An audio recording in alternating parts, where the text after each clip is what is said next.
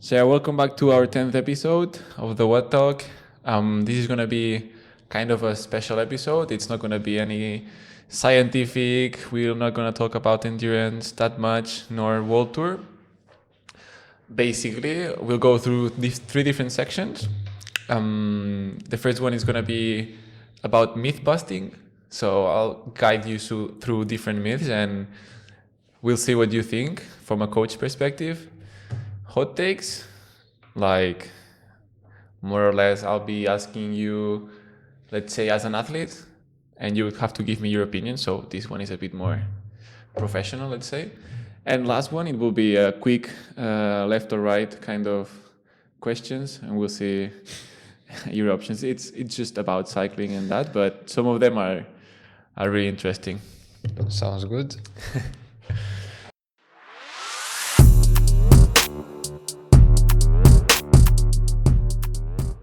Okay, so as I said, first one, it's myth busting. I have 7 different kind of myths that I've been able to find through scrolling on Instagram. Most of the reels that you see from these bike influencers that they tell you how to get 15 watts in yesterday. So in yeah, 2 hours. Yeah, in 2 hours. Yeah, the idea is that you just give us your opinion from a coach perspective. And the first one would be losing fitness if we take 3 or 7 days off the bike. Is it true or not? Do we lose fitness? We do lose some fitness, but not as much as we expect to do. Which means? What you're going to see is a drop in your VO2 max mostly and your upper end of the power profile. So let's say your 5-minute power, maybe it's 400. Maybe if you take a 1 week off, it will be like 380 or 370. And usually if you take, and that happens after 3 or more days. So actually, if I took 2 days off the bike, there no loss at all. No, nothing at all. You probably will become stronger because you will recover from all the load that you had before. And what about heart rate being higher? Like people usually say, after 3 days, I'm just breathing so hard. My heart rate is insanely high. Why would be that? That's not fitness loss, right? No, that's just your fresh aerobic is really fresh and it's ready to go. So you can make use of your maximum heart rate and your upper end of your VO2 max. So if I take a month off, should be fine? No, probably you will see some loss in fitness as well. After 2 to 3 weeks of not training, you will see a decline in your endurance as well. Okay. The endurance is the one that you build in so much time, but it also takes a lot of time to lose. Okay, this is a fun one. Riding fasted improves fat burning and performance. Hostia. Really bad. Really bad? Well, let's say 3 hours fasted. It has some kind of truth in it because it will increase your fat oxidation, but only in acute, like for that particular workout or at the beginning of it. Your fat oxidation will be higher because you're in a fasted state, but that doesn't mean that you will stress it better in order to get an adaptation out of that and become stronger at the end. You're just digging yourself a hole, and basically you have less fuel, right? You start with less fuel. You start with probably no fuel at all if you're fasted. Let's say 16-hour fast. That's really bad. Because even if you do endurance, you're still burning a lot of glycogen. Like people assume you have some kind of switches and you only use fats, but you actually do you probably still need like at least 40 to 60 grams, even if you do low endurance, like RP 1 or 2. And that's nice because the other question is really related. There's no need to eat on the bike. That's really bad. that's bad from every perspective. But still, there's so many people that do it. Yeah, they think they lose weight faster if they do that, but actually what you're doing yourself is having a really big calorie deficit, and then your brain will, after the ride or the next day, will be like, I lost so many calories, give me back the calories, and you will empty the fridge. But if you would eat pretty consistent on the bike during your ride, you would not have that urge to eat afterwards. And what would you say to people that maybe come to you like, it's just an hour and a half, there's actually no need to eat? If it's really easy, you could get away with it, and you don't have like a hard session after the next day. Okay, yeah, that makes sense. So not before a VO2 session? No, or a long ride, that's for sure not. No, it's like leaving from Spain from here to Romania with 1/3 of the tank and expect to make it. Yeah, that's not gonna happen, bro. That's a good analogy. Yeah. So actually, we should eat. It's interesting because the more you eat, you are most likely the more to burn. Yeah. And actually, if you're looking to lose weight, then lose weight on the bike. Because every time you're depraving your body from energy, he will try to retain the energy. He will slow down your metabolism in order to conserve the energy that you're not giving it to it. So you're only making your metabolism slower at the end. You might see the next day a bit of weight loss, but that's water and glycogen for sure. You eat, and next day you are 2 kilos heavier. Yeah, but it's still just glycogen. Yeah, of course. Should see a trend. Next one, more sweat equals a better workout. Well, that could be true. That could be true if you're doing HIIT training. Yeah, that would make sense. And so maybe this is the first one that you say it's true, partially true. Yeah, it's kind of true if you're doing it on purpose. Like if you're trying to sweat and you're doing it consistently, it makes sense. If you do it every day, it will make. But with the goal of being HIIT acclimated, right? Yeah. Not just sweating for the sake of sweating. No, just not going into 25 degrees with your jacket on. Like we've seen today so many times. Exactly. But yeah, if you're only riding 3 days per week, probably not the best idea to do HIIT training. You will not get the big boost in fitness.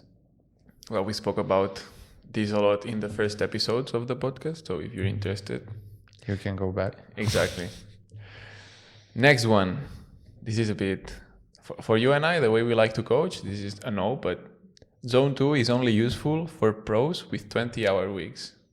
Well, no, it's actually more beneficial for them and for people who are just starting out. Even if they can only do 4 to 6 hours.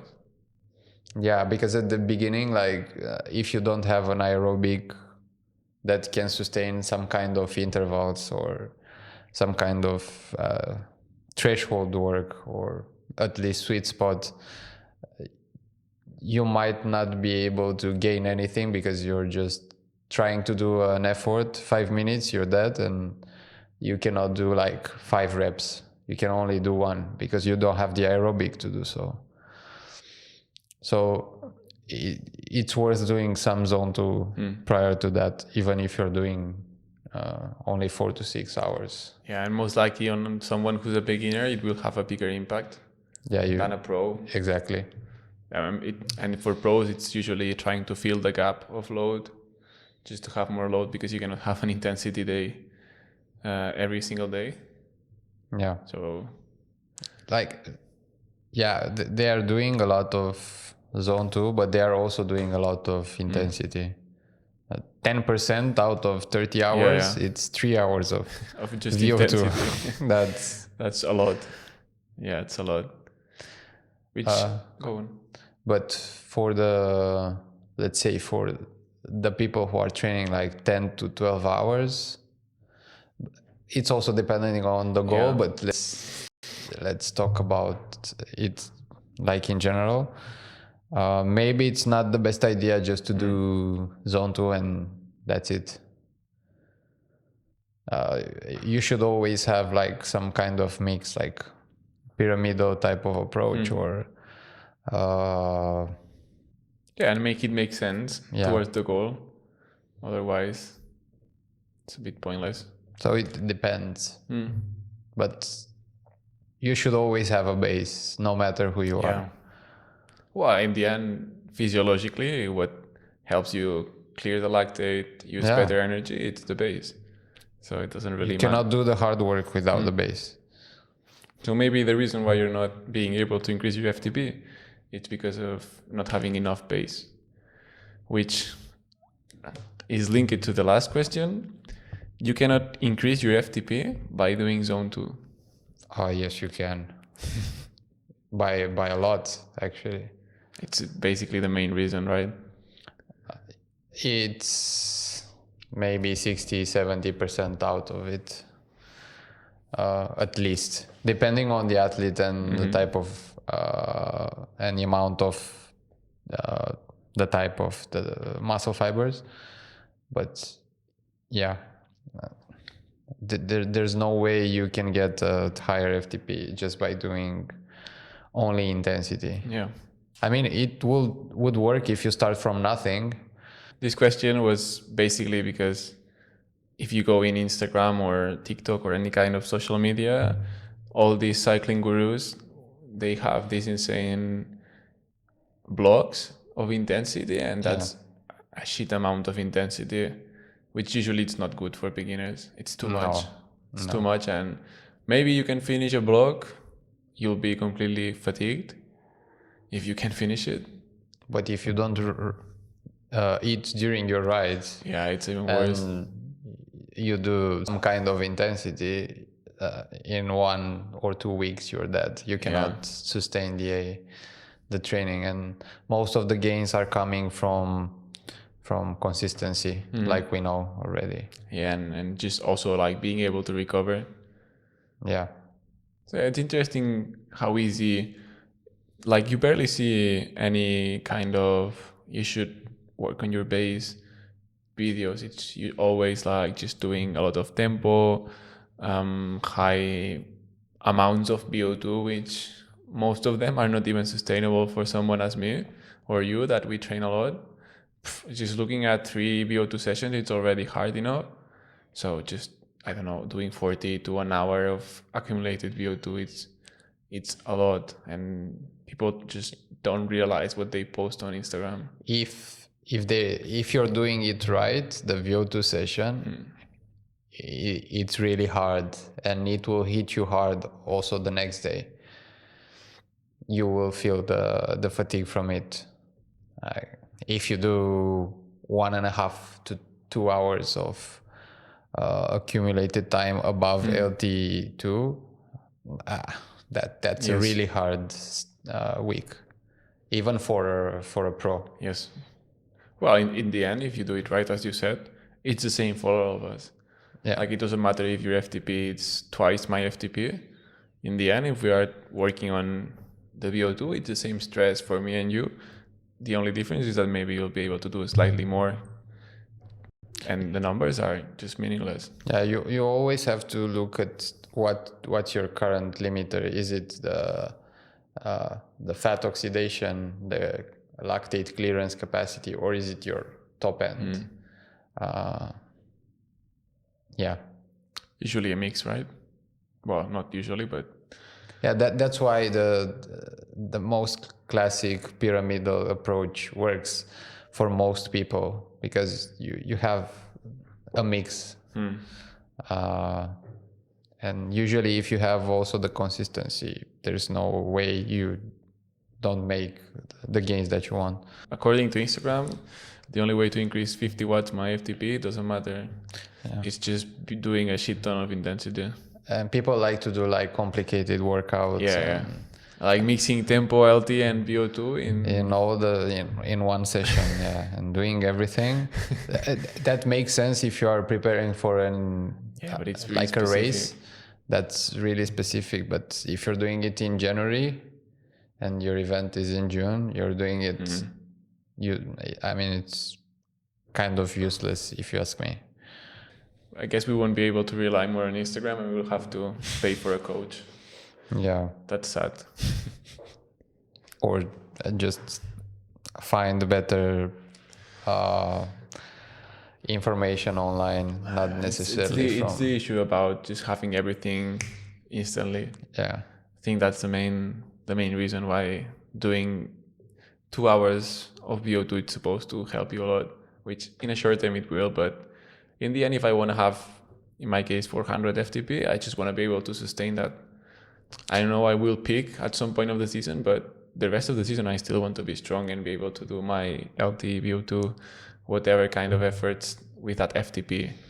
Yeah, because people usually, if you go on Zwift or some kind of program, you will do an FTP test, a ramp test in the beginning, which is based mostly on your 5 minutes power, because that's how usually works, the ramp test. So it will estimate your FTP, but that estimated FTP is based on your 5 minute power. So they will give you some sort of program that will increase that 5 minute power. I see. And after 2 weeks of training, you will see my FTP went up, but probably it's just your 5 minute power, not your aerobic, your entire aerobic profile. Yeah, it's hard in the end. It's really hard in this era of misinformation, and but that's why we are making the podcast, to help people. Yeah, maybe they learn something useful. Hopefully.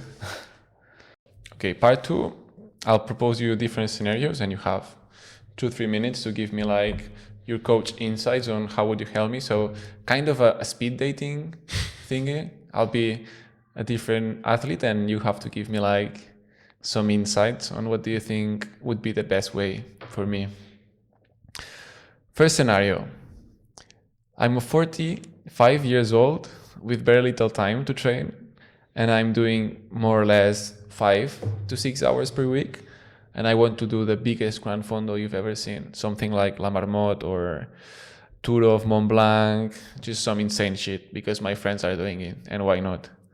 Okay. I have 3 months of training. What should I do? Yeah. You can ask me questions and I'll say yes or no. Okay. 5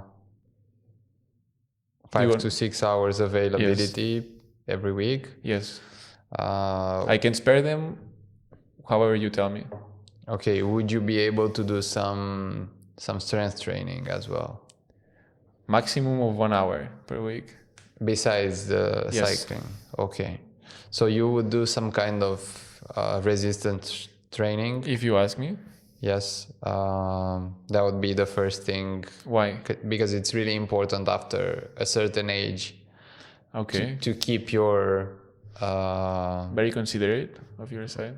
Your muscle mass, not only leg wise, because you're a cyclist, but also the upper body in case of an accident or you need to keep your muscles.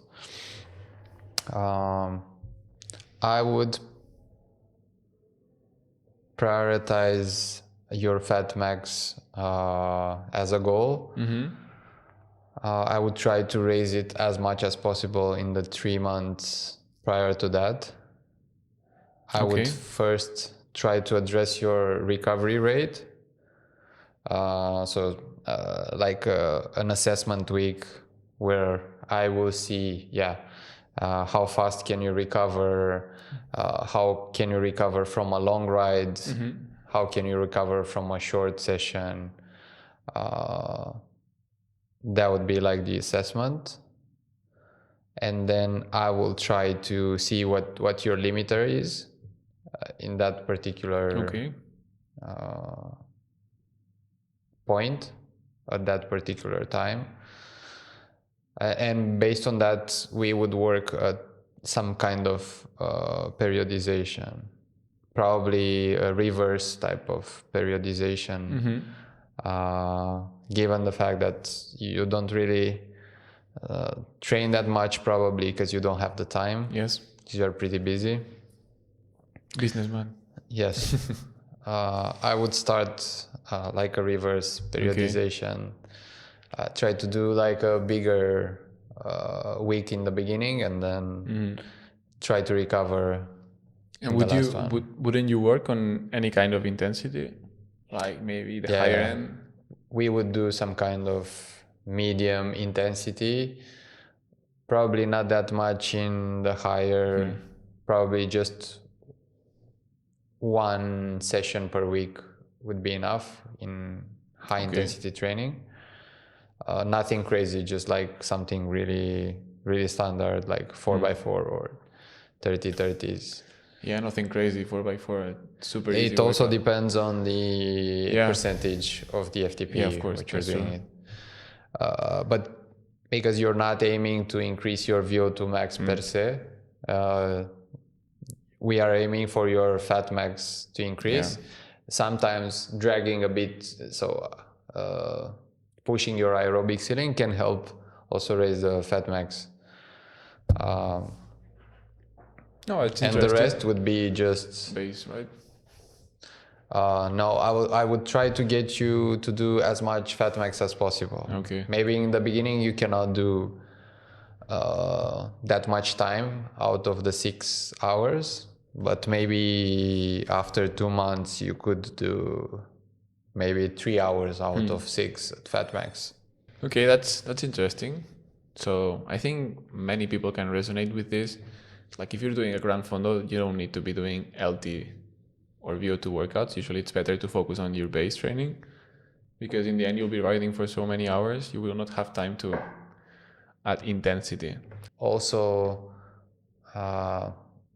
depending on your weight, like if it's a really hard Gran Fondo with a lot of elevation, and the main limiter it's your weight, I would consider trying to lose some kind of weight in the first 2 months. Okay.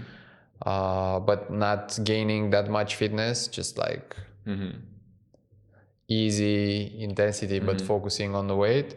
And then in the third block, go back to normal amount of carbs and and calories, and then have like a proper training block, and then or just reconsider the event, because maybe 3 months is too much if you are 120 kilos and you want to do La Marmotte. Maybe it's just too much if you had no training at all. Okay, good point there. Next one, if you are racing a 40K time trial with rolling terrain, let's say 500 accumulated elevation with 5 to 7K climbs, so nothing, like not big gradients, how would you pace it and fuel for it? Just for the race itself? I'd say I can do 45 kilometers an hour. I'm pretty constant. Let's use me as an example. So I'm trained to it. Yeah. We've been having quite some vlogs of it, of just TT. So what would you recommend me? We would have to look first at the route and the weather for that day, to see how the wind is blowing, so we can think of a good strategy if we have to do like a positive or negative split. If it's out and back, the route, if you have crosswind, if you have tailwind, you would have to reconsider your pacing, your power output as well. So we would look into the different segments that I would have to maybe focus more on the watts, or just changing the position. And also based on your profile and your power, I would try to go as hard as possible where you are the slowest. Okay. Let's say you're not. Let's take you as an advantage, as an example. If you have like 2K climbs, you said one. Well, let's say 105 and 107 or 10. Sorry, but they are really flattish because in the end it's just, I don't know. Yeah, you would have to go harder there based on your profile and lose some kind of power on the flats or on the descents. For me to recover, right? Yeah, because you would lose them most of the time. You would lose there because of your weight.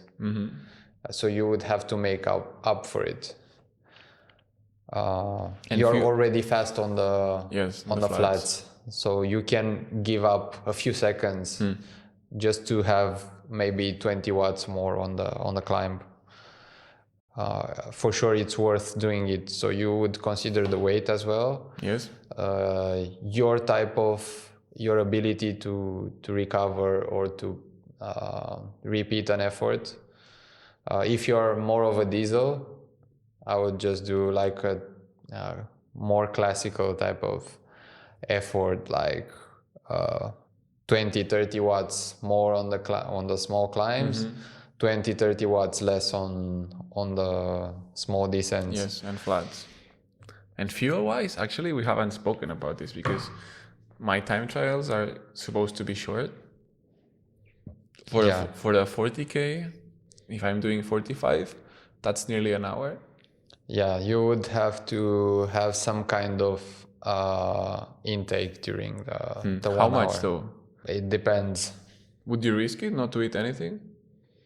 No, I think it's too long. Maybe if it was 20K, yeah. So where would you set the limit time-wise? Maybe 45 minutes or so. 45 minutes as the limit of not fueling, but once you finish, you drink 1 liter of gels. Yeah. Because poof. But yeah, if it's like 40K, that's mostly 1 hour already. Yeah. So you would have to do some kind of carb intake. I would go with a bottle with liquid energy. Okay. Gels would be too hard to. Your threshold would be really hard to eat a gel, even if it's really liquid, because some of them are liquid. It still doesn't make much sense to do a gel. I would do caffeine for sure before the race. And bicarb? Yeah. So I would time the caffeine based on your caffeine response, and the bicarb probably 2 to 1 hours before the race. The fact that it's longer, let's say my caffeine response right now it should be close to 45 minutes. Would you do it 45 minutes just before the race, or maybe 20 minutes, so that it kicks in the middle of the TT, as it's quite a long TT? I would do it right from the start. Right from the start, so maybe the caffeine just kicks in at the end. No. So it should kick in right at the start. So 45 minutes before your departure, because you want to have the caffeine spike already, because it goes like this. It's like on a graph. It goes like this, and then it starts to go down. So it doesn't really just go like insulin. It takes no. More time. It takes more time. And for example, if you do like a Morton with like the isotonic, that has carbs and caffeine, you can keep that for the entire race. Just small sips. It will also probably keep you wake up for the next night as well, but probably you wouldn't use all the caffeine if you drink the entire thing. but I think that would be my approach for the TT, for this TT. It's nice. Yeah, caffeine it's quite complex sometimes to pace it. Next one and last one, which I resonate quite a bit last year. If you were coaching someone with a strong aerobic engine, really good fat max, but a really poor top end, how would you prioritize the next blocks? Let's say my goals are also increasing my FTP, maybe feeling better when I have to repeat efforts, so more durability.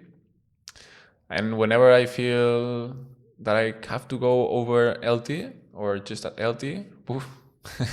Engine kaput. Yeah, engine kaput. But when I have to be fat, I have to do fat max. I can go as high as possible. Really, let's say I don't have a tempo zone. It's either suffering or just full fat max.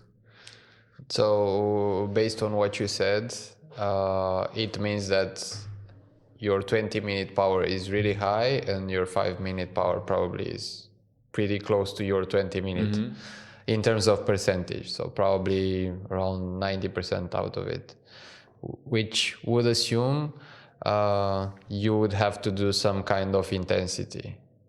But depending on the type of rider, you would have to prioritize either the repeatability of the efforts or the intensity at which power you're doing the efforts. By type of rider, you mean if I want to do mountain biking or just run fondos? Okay. Yeah. But you said that we are aiming for the FTP increase. So your 20-minute power or 40-minute power, we are aiming to increase. Then I would prioritize the time in VO2 max. So we would start with a VO2 block. Really hard one? Yes, we would have a really hard week. The first week, maybe for 3 to 4 high intensity VO2 workouts. Really hard. The aim for that is start the VO2 right from the beginning, so short sessions, not after some kind of work, right from the beginning. And we would try to maximize the time in above LT2. So VO2? Yes. We would try to stay as much as possible above LT2 in terms of minutes. And we would start with the harder workouts at the beginning of the week and then gradually make them a bit easier, because you are also getting fatigued. Yes. But we still want to do time in VO2 max. So for example, if we take the decreasing intervals as an example, you can also do that with your week. So you start with the hardest workout and then you go a bit easier, even though it's a hard week. And then the next weeks, maybe 1 session per week just to be able to recover. Keeping the load maybe, most likely. Yeah, not necessarily. The load would go down, but you do a bit more low intensity rather than high intensity. So you would be able to recover your fast twitch, because that's what your limiter is at that point. You have a lot of slow twitch, which makes you very efficient and you have really good durability, but it keeps you from growing. Increasing the pyramid. But would we sacrifice endurance throughout that block? Would we keep the endurance? What would happen to my endurance? You don't lose endurance. Unless we stop, right? Yeah. Just by training, even if it's at, let's say, zone 1, just to recover? Even if you do just the three sessions, the high intensity sessions, probably you won't lose endurance during that week. Last section, cycling dilemmas, which are, I found some of them on Instagram, some of them ChatGPT helped me make them worse. Very little time to think. I don't want you to start, oh no, what about this, that? It's just a question. You have to choose. Maybe I'll choose as well. I don't even know what would I choose for most of them, even though I've read them countless of times. So yeah, first one, climb a mountain, let's say a bit easier than Roca Corba, but kind of Roca Corba, with a 39.19, or descend on carbon rims in the rain. Descend on carbon rims. Really? Yeah. Hostia. Well, you've been descending with rims nearly since I've known you. I think I'd rather just do torque for 40 minutes. I wouldn't grind up Roca Corba on that gearing. Yeah, that's true. It's really little, but you could get some really bad injury. I mean, if I'm strong and I have a good pedal technique. Yeah, but if I'm cleaning the brakes and I just don't let them go, I can descend. Even on heavy rain, you would do it. Yeah, because it's only the first time you... but if you keep grabbing them, it should be fine. Mm-hmm. Second one. This one is too easy, but riding with no bike computer or no butt cream for 4 hours? No butt cream. Really? Yeah. I would say no bike computer. I don't think it's mandatory. The chamois cream. Hostia, I've been using it always, and even when I do indoor for an hour, like I don't want to risk my butt. I've had many rides without. We have different skin then. Next one. Be dropped in the first 10 minutes and have to finish the Gran Fondo alone, or crash out in the final sprint. Be dropped. Yeah, me too. Like crashing, it's never... No, I don't like crashing. Even if I have to ride 5 hours in the rain alone, but I'm sure I will not crash, I wouldn't crash. Yeah, I agree. I would do the same. Know when you're crashing, or knowing how would you crash? Like you will not... It is the same as knowing when you will die or how you would die, but with crashing. Knowing when. Yes. When I was... Yeah. Okay, that's your answer. Yes. When because you would crash. I can do something about it. No, you cannot avoid crashing. Yeah, but at least I can prepare or something. You don't think it's better just to... You don't like, boom, you just crash and that's it? No. You don't think that you would be like expecting the crash and you're like, hey, I'm crashing I can hold on the bars and maybe just have a minor injury or something that's not that bad. Okay. It's interesting that we barely have the same answers. Next one. Bonk spectacularly or have a flat with no repair kit and no tubeless, 40 k's from home. So that's around really an hour. That's really hard. I would flat. Flat. Yes. Would you still try to pedal? Maybe I would ask for a taxi. Yeah. You can also ask for a taxi when you bonk, but when you bonk, it feels really bad.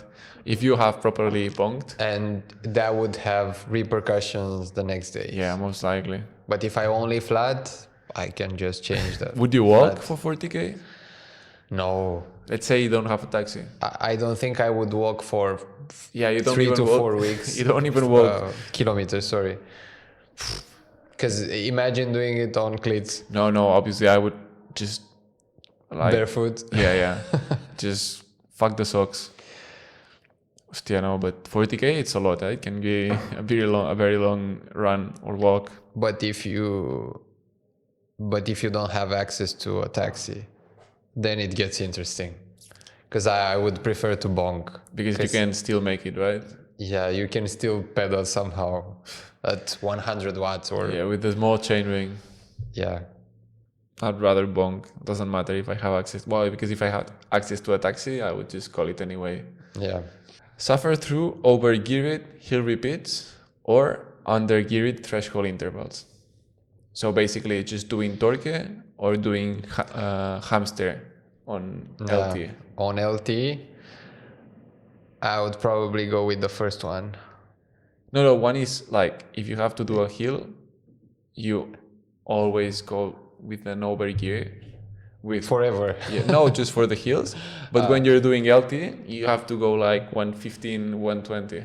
The entire LT effort. So either one of them. Yes. I would do the first one. Yeah, me too. So big gear for LT, I think it's a bit more sustainable than. But if it was VO2, I would go with the high cadence. But yeah, because it's shorter. But if you had to do 120, you had to do 120 for 20 minutes. You would be really fatigued. Like it's. You know the feeling you get after you stop on the running machine? Yes. Yeah, yes. I think it's the same feeling. You're dizzy and you still feel like going. Well, it's the same on the trainer. Next one, winning a local race by tactics, like because you rode smarter, or losing a big race with your best power. Losing with my best power. So you're a lion tail. I would prefer to have. Like for me, the goal is usually based on my performance. Yeah, like it.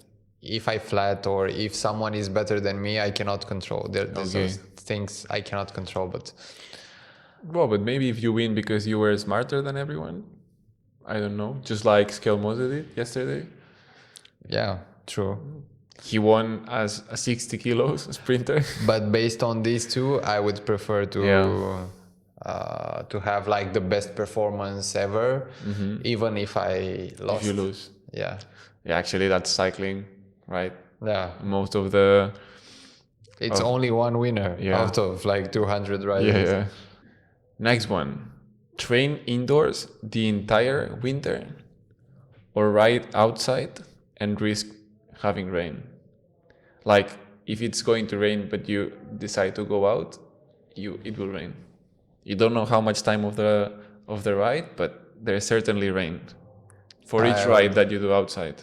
Yeah, I would do indoors. Yeah, me too. Fuck rain. It's really bad. It's the worst. Or if I have the option of doing the outside riding on a gravel bike, for example. Yes, why not? Of course. Maybe I would do gravel bike. Yes. Even if it's bad rain, like isn't it muddy? Isn't it a bit boring? Here in Girona, it doesn't get that muddy. You only do straight lines with barely any plot holes, so for you it's fine. On Carilet, you don't get any mud. But if you do Jorge's kind of gravel, which is a bit more technical, I don't think it's that interesting where it rains. Yeah, but it's true that maybe if you can at least go in these like easier kind of paths, it's better if it rains. And you usually get home cleaner than on a road bike, at least in our gravel. In the well, you mean for the terrain we have? Yeah. But you would still have to clean the... No, the gravel bike never gets cleaned. Never. It has the same mud from 6 months ago. Well, you haven't barely used it. Yes, also. Next one. Eat a gel every 15 minutes of your life. Well, it's 15 minutes a bit too much. Let's say 30. You can just for the trainings, right? Or let me finish the question and we decide. Or never touch sugar again. Sorry. So you cannot eat anything that's sugar related. So can I do honey? And yeah, I was gonna say let's exclude fructose. So it's the only kind of sugar that you can have. So anything from fruit that would make it, or eat the gel every 30 minutes of your training. No sugar. No sugar. Yeah, I think that's too much. Every 15 minutes. No, 13 minutes. That is not that bad. 30 minutes is not. Even on an easy day, you would have to do 100 grams of carbs. It's the only thing you would eat. It would never be easy day. Wow, but for your income, you would be spending all your money on gels. Yeah. That's another part. If you have to do 4 hours, that's 8 gels. At, let's say, €3 per gel, 24 euros on just a 4-hour ride. If you're going on a training camp and you plan on doing 30 hours, that's 180 euros of gels. So I would never have easy days, just rest days. Yeah, makes sense. That's actually a good answer. So either 4 hours fat max or no training at all. Next one. Ride with someone who's too strong or someone who's too weak. Too strong. Yeah, with David. It's easier for the one who is weaker. Easier in what sense? Because the strong guy has to match his pace. Okay. So that one is suffering more probably. So we would suffer more. That's from my experience. Yes. I've rode with people way stronger than me, but also weaker than me, and it always felt harder with the weaker ones for me, because like you have some sort of pain, like back pain or hand pain or. Yeah, makes sense. I would probably go with the same one. Leg pain? No, it's fine. Yeah, but just butt pain from so much weight on the saddle. And if it's also long. Yeah. Next one. No music ever again, which for you is really bad. Or listening only to Eurovision songs. Eurovision. Really? Hostia, I would prefer not to go with music. Fuck it. Really? Yes. That surprises me. Next one. Cramping in both calves at the finish line or puking mid-race? Puking mid-race, really? Yes. I think I would go with... at least you get rid of it at that's true. mid of the race. But the feeling of after having puked, I think I would go with cramping. It's the finish line. Yeah. And I could stand up on the bike and just do like this with my feet. Like I'm not feeling anything, and that would be fixed. But still I have a chance of winning. If I'm sprinting for the finish line, I might not be able to win if I have cramps. True.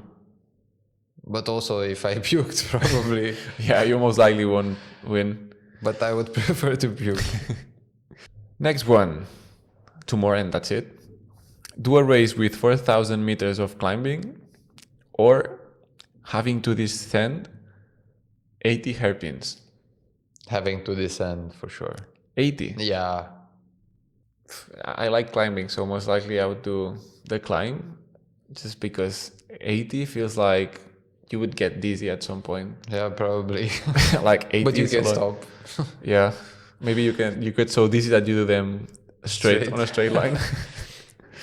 There was a descent in La Marmotte because they modified the route for that year, and it felt like 80 hairpins.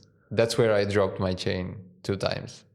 But like having like let's say Alpe d'Huez, when I look it feels dizzying. Like it's really short one. You don't have much time to get some speed. When you are speeding already, you have to turn again. So it feels a bit strange. We don't have any really hairpinned kind of climb here. Maybe Valter, but you have like 5, 6. Really, it's not a lot. You don't feel anything. No. And like the turns are really wide, so. But I would prefer to descend rather than. Yeah, for you this one was easy. I prefer descending. And the last one, this is a bit tricky. Ride in an aero position for 6 hours or stand up on a climb for 60 minutes straight. Yeah, this is a hard one. 6 hours. Yeah, I can already do 6 hours in aero position. I would do that. 6 hours? Yeah. But like, I could also try to do 60 minutes. I would do 1 hour standing up. Yeah, which would be really exhausting on the legs. I think the maximum I did it was like 20 minutes. 20 minutes straight. Were you training for that? Yeah. Okay. It was not that bad. No. At some point, obviously, your heart rate doesn't spike anymore, and it stays pretty consistent. It's mainly because of how much muscle you're using instead of... Yeah, and a lot of energy because you're moving your hands. You use a lot more energy to stabilize the bike and to move the bike as well. Yeah, I would go with the 16 minutes because I feel like even though we usually ride very aero, I feel like 6 hours. Like imagine having to go to the coast and having to do every single climb like this, like very low. Yeah, not that bad. You think? Not for me because I have a high stack. So do I, but still. Like I don't have the lowest of the positions. I think I already did 4 to 5 hour rides in an aero. Like staying... Maybe not on the climbs. You most likely stopped at for some coffee. I think that just having to stay, let's say 6 hours on the TT, not being fully tucked, but not on your on a triathlon position. So let's do a mix. 6 hours. I would do it, but not with the current stack height. Maybe 1-2 centimeters more. That would be sustainable. And what about my position for you? No, your position for sure. Maybe I can do 15 minutes. 15 minutes? Yes. Well, it's enough for a TT. From here to Casa, that's it. Yes. Yeah, for me 6 hours on the TT, and the head, the neck, and your back. But you have a very aggressive position. But even on the road bike, my triceps would burn a lot after 6 hours. You would be numb, like my... But if I raise you like 3 centimeters on one more spacer. On the TT, I mean. You meant on the TT? Like 3 centimeters, like 1.5 spacers. I think you can do it. Maybe. It's from here to Kadakis, right? And back. Well, on a TT it's less, most likely. I would love to do that. Yeah, we'll do it at some point. All right, that was it. That was a really fun episode. Yeah, fun, different. I mean, I don't know, just finding a way to celebrate it, so to say. We already went for a coffee today, so yeah, that was the best part of the celebration. That should be it. Thanks for sticking with us for 10 episodes. This is just hopefully the start, and we can get many, many more. Feel free to leave us a like, subscribe, and share it with your friends. And that should be it. Adeu. Adeu.